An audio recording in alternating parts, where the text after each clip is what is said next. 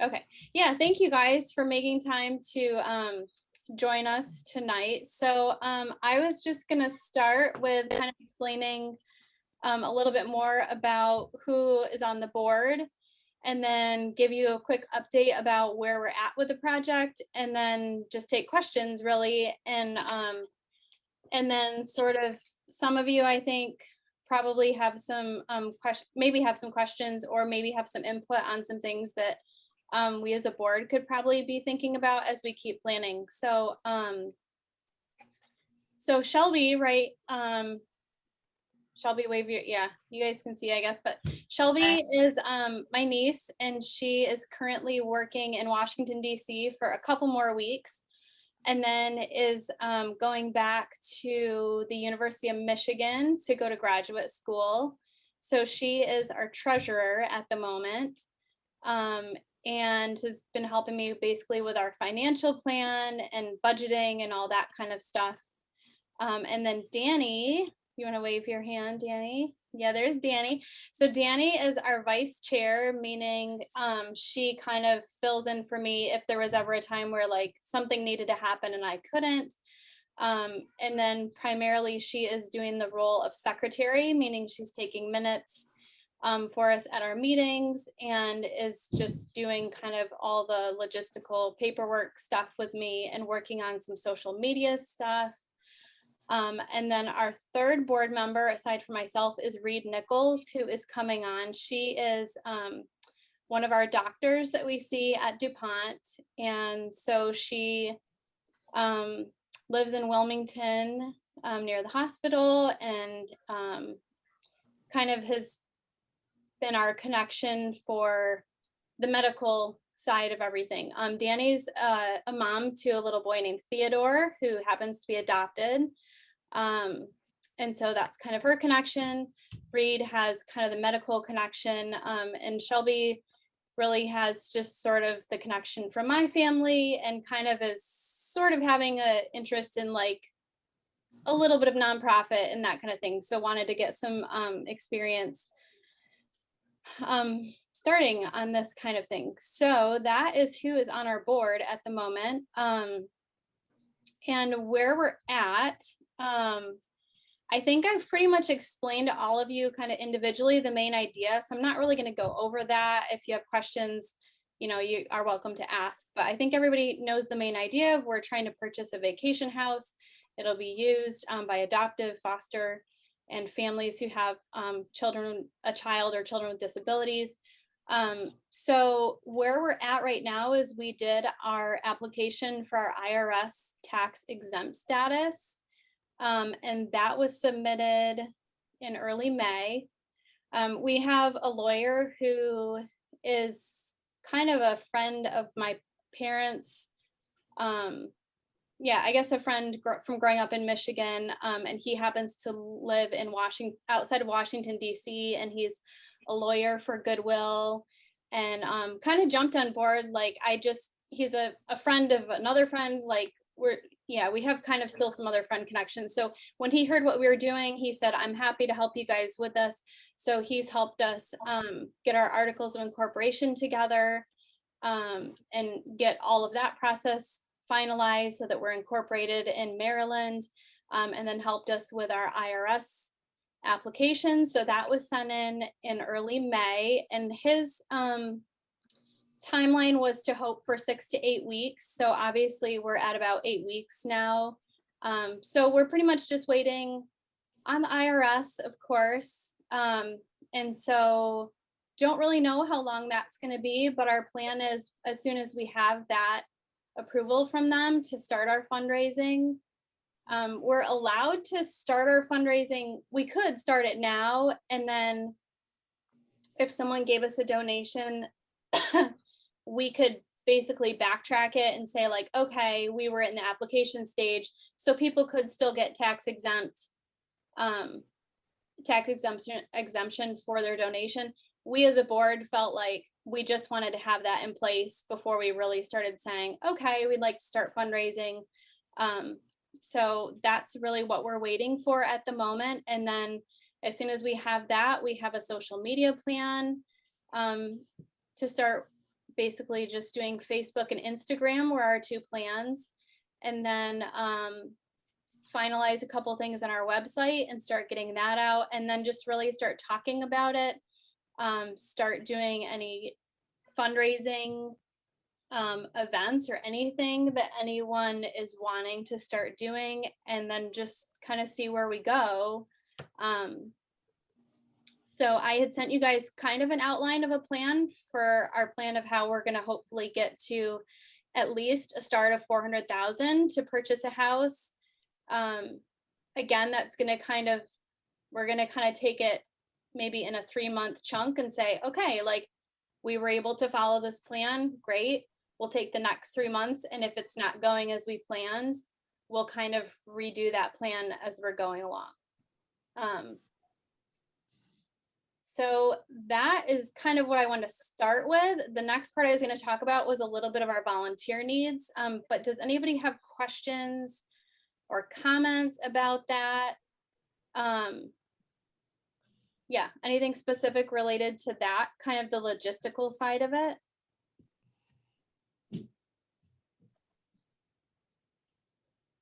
No? Okay. Just a second, I need to send the link to someone.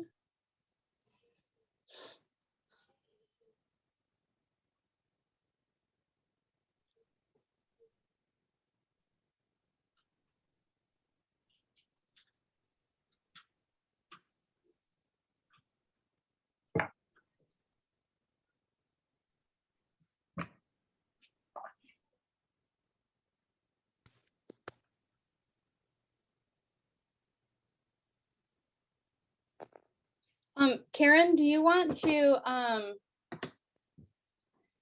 share a little bit? Karen has 2 biological daughters, Rachel and Natalie. Natalie has a disability. So I kind of asked her if she would be willing to share a little bit before I go into like the volunteer side of it, to share kind of what vacationing is like for her family. Because I think that's a big part of all this, is starting to raise awareness, because I think, you know, I think back to the days when we vacationed with Ella and Leah, and it was simple. We could just get a 2-bedroom condo wherever, and we just went, and there was like nothing to even think about. And now, you know, it's very different for us, thinking about, okay, how do we vacation with 4 kids and Samson and Aiden and all the needs that we have? And Karen, yeah, was willing to kind of talk a little bit about what vacationing looks like for their family. So would you mind doing that? Just, you know, whatever you want to share. And if you want to share your acronym, I was really, I was really impressed with that. So if you want to share that, that would be awesome also. Sure thing. Hi, everybody. I'm so glad to be here, and I love this idea. So I'm so excited that it's happening, and I'm on board 100%. I do have 2 girls, and my youngest, Natalie, has something called trisomy 9 mosaicism, which means she has an extra 9th chromosome. She is almost 11. She does not walk or talk, and she has the mental ability of like an infant, but she is a happy girl, and she is socially engaged, which is great. But as Kristen said, vacations are, they really look different for us. Natalie's in a wheelchair, and she also, because of her cognitive functioning, does not realize if she's in a bed, for instance, that she might roll off. So when we go away, we not only have to make sure that if we're in a hotel with an elevator, or a condo at the beach with an elevator, that the elevator is working and everything is handicap accessible. But I think the biggest challenge for us is, when Natalie was younger and she weighed less, now she's about 60 pounds. But when she weighed less, we would just put her in a playpen that we would bring with us, or ask the hotel to provide us with a crib. But now that she's almost 60 pounds, it is very, very difficult to lift her out of a crib. So what we do is basically, she sleeps in the middle of my husband and me, and our older daughter takes the other bed. So as you can imagine, sleeping doesn't really happen for my husband and me. The other thing is that she is hooked up to a feeding tube at night, and we can't do that at the hotel because she is in between us. it would mean it could leak out overnight and get on the mattress and all that. So we have to hook her up during the day. But the acronym that Kristen is referring to is called Suitcase. And every initial stands for something. Now, I do have a marketing background. So when I heard this vacation idea, I did kind of go into marketing mode. But I'll just quickly review what I came up with. If you can see this. Yeah, we can see it. So S is for safety. As I said, we have to make sure everything when we go away is safe for Natalie in terms of sleeping arrangements and so forth. U is for unpacking, which when you have typical kids is challenging enough to find spaces in the place, but unpacking for us includes suction, oxygen, and all kind of medical equipment. So it just kind of makes it that much difficult to where we're going to put everything when we get there. I is for itinerary. Much of what we do depends on the heat, accessibility, parks. For instance, we couldn't go to Disney when we had planned because Natalie cannot wear a mask, and they won't accept a note from us, that says she can't wear a mask because she wouldn't keep it on. So we have to kind of rethink our itinerary for certain parks, that kind of thing. T is for transportation, or TSA. The last time we flew was about 5 years ago, and we definitely worked with TSA beforehand to make sure that we'd be able to fly with all of her equipment. At this point, it's probably too difficult to fly with her, so we're looking at a trip in 2 years where we're just going to drive down to Florida, because we've also heard there's challenges with wheelchairs on airplanes, as I'm sure you might have heard. C is for convenience. Sometimes quality of life and quality of vacation depends on convenience and what do we really want to do while we're there, and what would work best for our older child too. A is accessibility. S is sleeping, as I already kind of talked about, and E is equipment. We have to bring her suction, oxygen machine, feeding equipment, and all that. So it is worth it to get away, but it's all the challenges of home, but you're not at home. So we try to make the best of it, but it is kind of challenging. So I was excited to hear that Cherry Blossom Vacations is going to take into consideration anything that might help a medically complex family like ours. Even if there was a hospital bed at the cabin or at the house, that we didn't have to worry about putting her in the middle of us when we slept, that would be a godsend. So thank you for listening and for putting up with my suitcase marketing idea. Yeah, I initially asked Karen, we've been trying to collect family stories to use on the website and for social media, because I think that's part of it. Like I said, if you don't live this in your vacation life, it's just, you just don't realize that it's challenging to find this kind of stuff. And, even stuff like you were talking about sleeping, I mean, everybody knows it's not very restful to sleep in bed with a child between you, and then let alone to have the stuff that Natalie needs is not easy. So, yeah, that's kind of where Karen came up with the acronym, which I thought was like pretty, it was pretty smart that you worked that all into Suitcase. So I was pretty impressed with that. So, anyway, we have Reed just joined. Do you want to say hi to everybody? I kind of already introduced you real quick, but do you want to say hi a second? You can hear that I'm in a swim meet, and it's crazy here. I'm doing my best to get internet. I'm Reed Nichols from Wilmington. It still makes me shudder to say I'm from Wilmington, but I am. And I'm an orthopedic surgeon, and I love taking care of kids who need suitcases. Okay, thank you. And Kristen made me get involved in this organization. Can you hear me? Yeah, we can hear you. Yeah, we can hear you. We can hear you. I'm gonna leave you muted because it's kind of noisy. I get it. I was at a swim meet last week with Ella, and they are noisy for good reason, but they're noisy.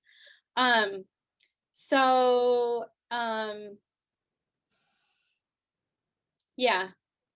Okay. The other thing I wanted to talk about, unless anybody had any comments or anything like that, I will jump into kind of where we're at with our volunteer needs. Really, like I said, the biggest thing right now is we're waiting. But the biggest thing next, obviously, is going to be fundraising. Without fundraising, this whole project does not work. So some of the things that we have started talking about, ways that we can use volunteers, obviously fundraising just in and of itself is going to be the biggest thing, which I know is kind of frightening to a lot of people. Most people are like, yuck, I don't want to do fundraising. I don't want to ask people for money. Like, I don't want to do that. Fortunately, I remember like from my days at the American Cancer Society, there's ways around, like, you don't have to just do the blunt, hey, I need money for this, like there's a lot of different ways to do it. So some of the things that we've talked about or heard from some of the other people, there's a couple people that couldn't be here tonight, but had given me some suggestions of things like that they had talked about even with their kids. Some of you know my friend Nikki Brink, and she had talked about, she's an adoptive mom and she has 2 girls and a little boy. And she said when she was just kind of talking about this with her family, her girls said, hey, we would love to do this dollhouse fundraiser idea. And she said as a project during COVID, her girls had been doing like a big wooden dollhouse and they'd just been painting it. And she said, she's like, really, they auction for quite a bit online. And she's like, her girls would love to do something like that. So from an idea where it's like kids being involved and doing like, hey, we're going to make a project of a dollhouse. Another person said their kids would love to do like a jewelry fundraiser. So starting with simple ideas of that, of like kids who are just like, I want to do that because I want to be a part of it. Those are easy ways for kids to get involved. A little bit bigger ideas, a typical auction typically will bring in a good amount of money. Of course, it takes a lot of work because you're collecting stuff to be auctioned off. So that's an option if anybody was interested in that.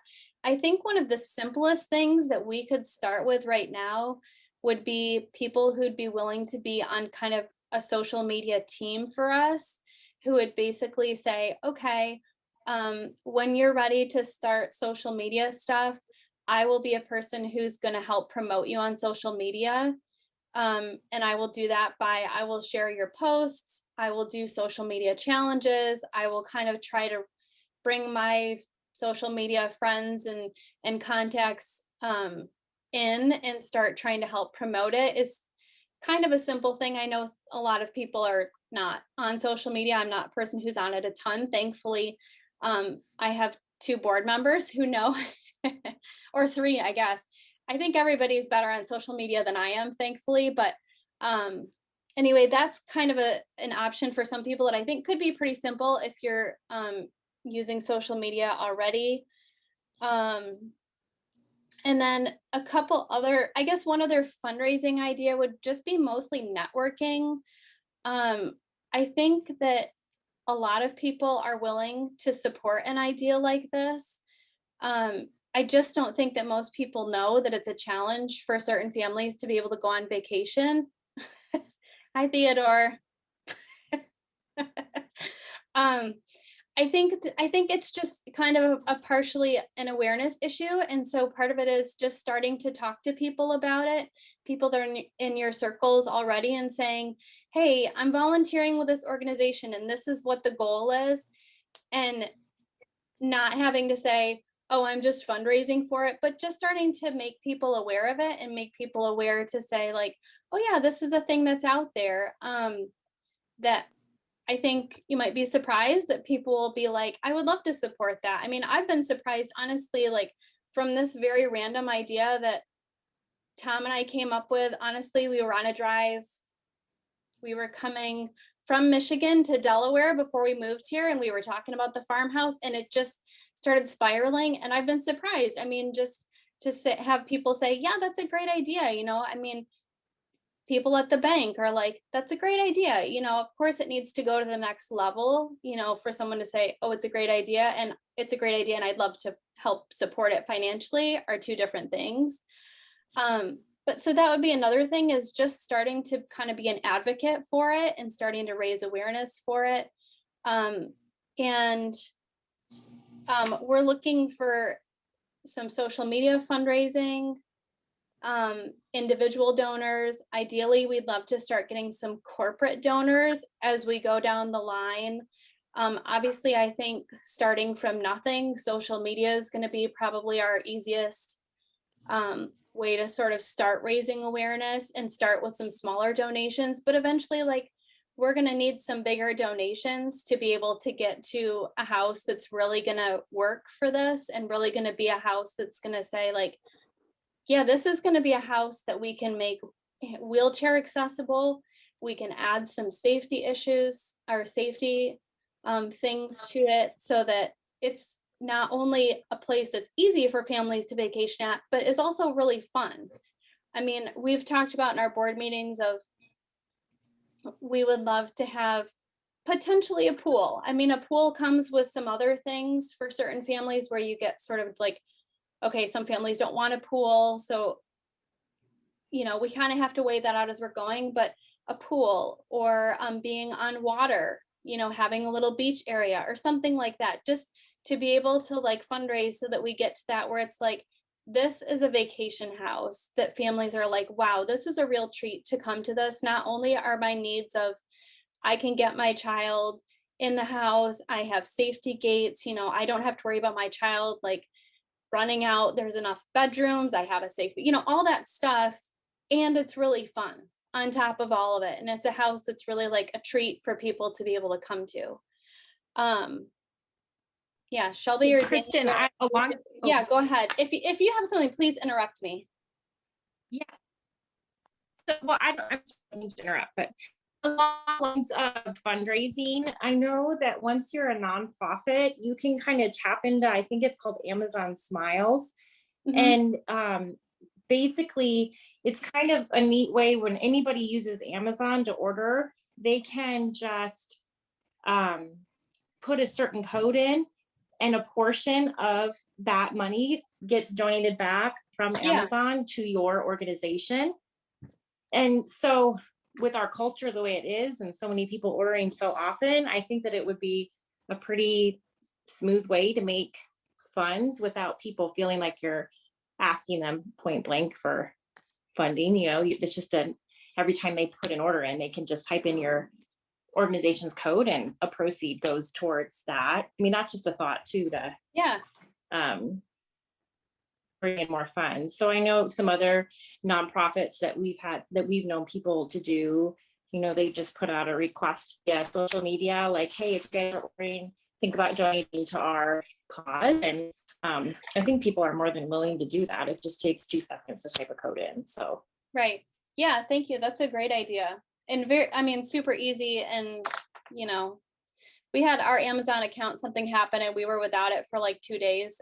And I was like, wow, we're really dependent on Amazon because I needed to order like 3 things during those days. And it was kind of a bummer to not have that. So yeah, that's a really easy way for people to do that without even really thinking much about it.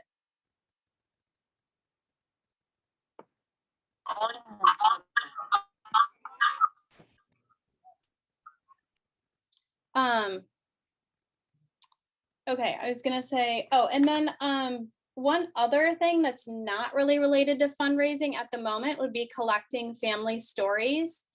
That's another thing that we've gotten some, and we've gotten a lot of families that have said, yeah, I'm happy to share, but you know, life gets busy and you say, okay, I'll do that. And then, you know, I get it. Like you get busy and you're just like, I'll, you know, so that would be another thing that we could use help with is just trying to say, hey, would you like to share your story about what vacation's like for your family? Now, I know that there are adoptive families, there are families with kids that have disabilities that vacation's not an issue for. But I know there's a lot out there that really it's, yeah, it is not easy for.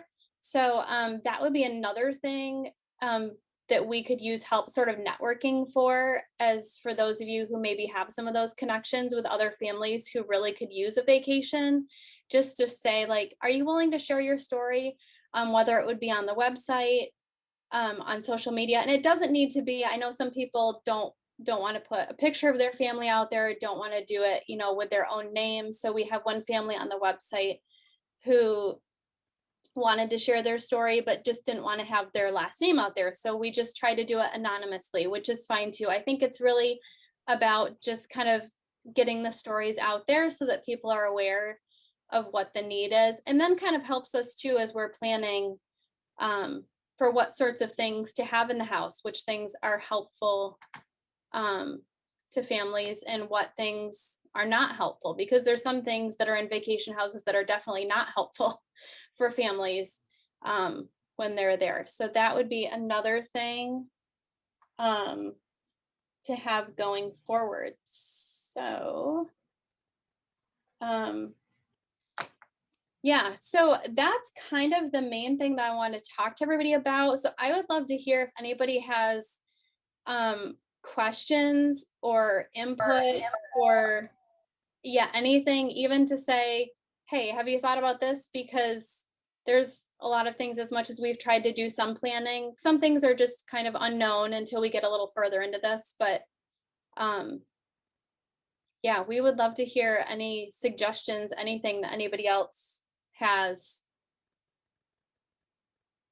to say.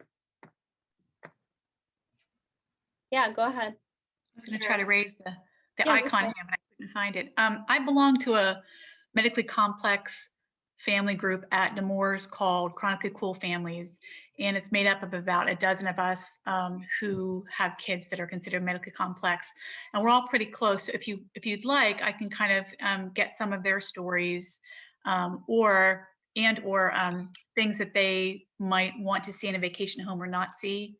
And then my second question was, this vacation home would be open to the region around wherever it's placed, or the nation. Is that correct? Like, there's no limit as to where the families can come from, or are you looking at a certain region? The only reason I asked it is because I also work in the media, and so when we're ready to pitch the story idea to media, if we're focused on the Baltimore region or the Delmarva region, then we can kind of focus on those media outlets. So yes, I would love to have stories from the group at DuPont. We would honestly, at this point, we would take stories from anyone. So I would love to, anyone that's willing to share. I can help you basically just, at this point, most people are just emailing me their stories. And then I do have a media release that we're asking people to sign just to make sure that they're okay with us putting their story out in public. So yes, that would be great. And then no, there's no limit on geographic area where families are coming from. The area that we're looking at a house at the moment is kind of the greater Annapolis area. But it's going to come down to partially where is the right house. It does have to be in the state of Maryland somewhere. We kind of ended up, we looked at a good part of the state. We started looking farther south and we were kind of like, there's not a lot down there. Annapolis seemed like a good area because it's a day's drive to DC. It's a day's drive to Baltimore. There's lots to do in Annapolis. You're close to the Chesapeake Bay. You're close to multiple airports for families who do want to fly, but you can also very easily drive from a good section of the East Coast to the north, to the south, and even the Midwest. It's a pretty reasonable drive for families, because I know a lot of people are not wanting to fly or not able to fly. And so we felt like that was a good area that we could reach a pretty wide area, geographic area of families. So yeah, there's no limit other than if people are able to get to the house. That's really the only limit at this point. And one of our long-term hopes, I guess it's short or long-term, is to grow this into a network of other vacation homes. So our hope is that as we get this going, we will be able to connect with other vacation home owners who will say, I'll donate a week at my existing vacation home. Again, it's not going to necessarily have all the features of it may not be handicap accessible, you know, it may not have some of that stuff, but we may be able to start providing some of that stuff as we go along. But either way, that'll help us increase our geographic area so that we can start including more families from the Midwest who maybe don't want to do a 12-hour drive to the East Coast, as we're able to, yeah, just connect with families that already have the house and are willing to say, sure, take a week of time. And we just act as the connection person to connect families who really need the vacation. And then we have fundraising to pay for the cleaning, and some of those other logistics that would come with it. Yeah. So anybody else have any other? Oh, well, I know that the Maryland area is one of the top fundraisers for Special Olympics. Yeah. And the only reason that I bring that up is because the community is inundated with a heart for that already. You can see how the police and so many local organizations are supportive of helping families in these situations. And if somehow you could tandem alongside events with them, I Mhm. think you could really raise awareness in that hub for needs outside of just the day-to-day living that Mhm. people have, like in this case, the travel, and just like maybe talk to them and spearhead if it would be okay to show up at events or to speak, you know, to kind of research how they go about approaching these donors. Not that you want to take any funds away from that organization, is a separate entity, but you're going to have a lot of the same networks of people that are weaving through all of that, that I think could be a really good asset, especially like I said, since they're probably the top fundraiser in the nation for Mhm. Special Olympics right in that Baltimore hub. So I just think that that's like an asset that should really be looked into for donors and families, and just great networking ideas from them. Yeah, I'm glad you brought that up. So I still am in touch with Bree. I have not heard, and I can't remember, your niece's name is Kira, is that right?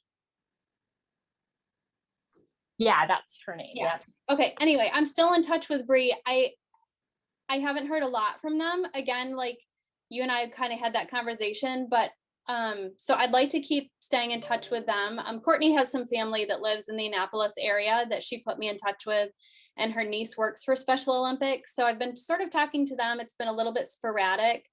But that is a good, it reminds me of another thing that I wanted to bring up, is that we do need more local connections. Reed is originally from Maryland and has a lot of connections kind of in the Baltimore area.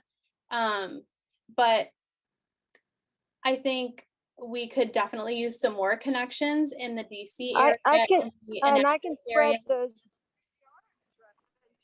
I can spread that connection to Annapolis. Okay.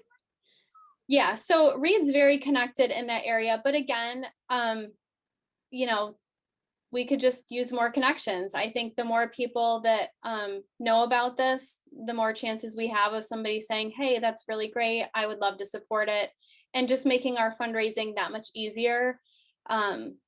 So that would definitely be another place that we could use a little bit of assistance aside from Reed's kind of networking in that area. So anybody else have any other thoughts or questions or anything? Hi, Kristen. It's Ava. Sorry Hi, that Ava. Oh, hi. Thanks for super joining. But I just wanted to say, I think from everything that I read, this is just so awesome. I don't think it's something like that is available right now, right? Or easily available or known to people. It might even be available, but like not known to people. So I think the fundraising part of like, well, fundraising and networking to show people like that that you guys have this option is awesome. And I think for the fundraising piece, if you have different fundraisers throughout the years, like 50-50 raffles or like bigger events, once there is a network built up, I think that would be helpful. Just from like different fundraisers that I've been a part of, I think a lot of people like the 50-50 raffle because, you know, it's like a benefit for them as well. But then also bigger events like crab feast or whatever, once we have like a bigger network built up so that people will attend, you know?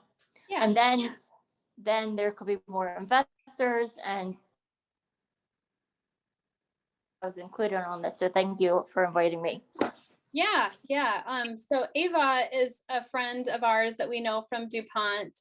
She has arthrogryposis, like Aiden does. And so we've connected with her, not quite as much as we had hoped because of COVID. We haven't seen her in, I think, since before COVID. But anyway, so Ava is local kind of to the Wilmington area, and does an awesome job fundraising for a huge variety of different things.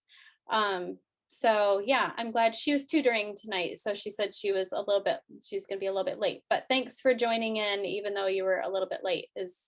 Yeah, we're glad to have you. Yeah, Shelby or Danny, or do you guys want to jump in with anything else before we kind of wrap up? I don't think so. You know, Kristen's very good at covering it all. So Okay. we're just here to support her mostly. Okay. Jelaine, do you want to kind of talk real quick, like about your thoughts of kind of even growing this into growing it into like a second house in Michigan? Because that's kind of a conversation that Jelaine and I have had before this. Jelaine has 4 kids and 2 of them are adopted from foster care. So yeah, do you want to just kind of even just briefly kind of just throw that out there, just because we're just throwing ideas out? Sure. Yeah. Kristen had shared her story, and that's something that my husband and I had kind of talked about, just to be able to have like another house, even on a lake, because we live in an area, on Gull Lake area, just to get a house that, you know, some families, even if they're not able to travel long distances, sometimes car rides can be difficult.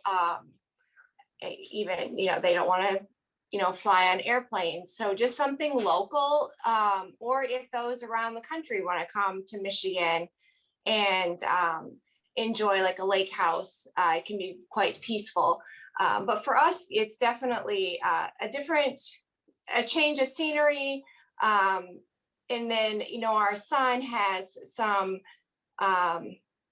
I wouldn't say disabilities, but, you know, special needs. And so sleeping in a hotel room with all of us, family of 6, my daughter's now married, so now it's a family of 5, so we won't travel with her very often. But he doesn't sleep very well. He has a very traumatic past. And so he probably gets maybe 3 hours of sleep at night, a good amount of sleep. The rest of the time he's awake, tossing and turning. So trying to sleep in a hotel room with him is quite difficult because he just wants to get up and move and everybody's there. So he needs to have his own room. And then just having to rent a full house to make sure that he has his space. And then my daughter needs to feel safe herself to have her space. That can get costly sometimes. If we do travel, we will get an Airbnb, but it's always more cost effective to do it with families. We go together and help share the cost so that my son can get his own space to sleep at night, and for the safety too, because sometimes these Airbnbs are not very kid friendly. So when we go places, we do have to hide some of the items and make sure we put things back when we're done, just so he doesn't tend to break things. But yeah, we have talked about getting someplace here. I think it would be wonderful if at some point down the road we could have a cherry blossom vacation home in every state, or access to something so families can have options. And more, opportunity to travel to where they would like, and just be able to see, our beautiful country. Yeah. All right. Thank you. Yeah. I think it's good.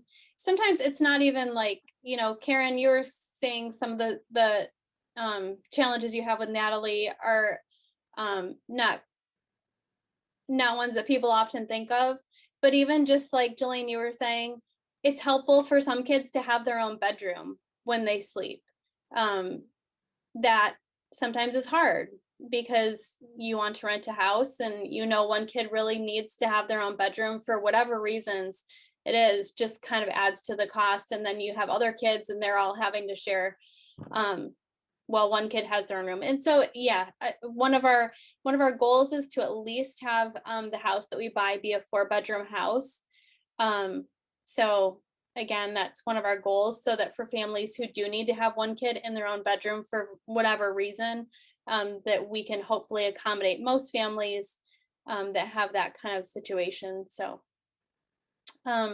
yeah, I didn't have anything else unless anybody else has questions. I think going forward, mostly what we would love to do is just stay in touch with each of you and kind of keep you updated as we hopefully get our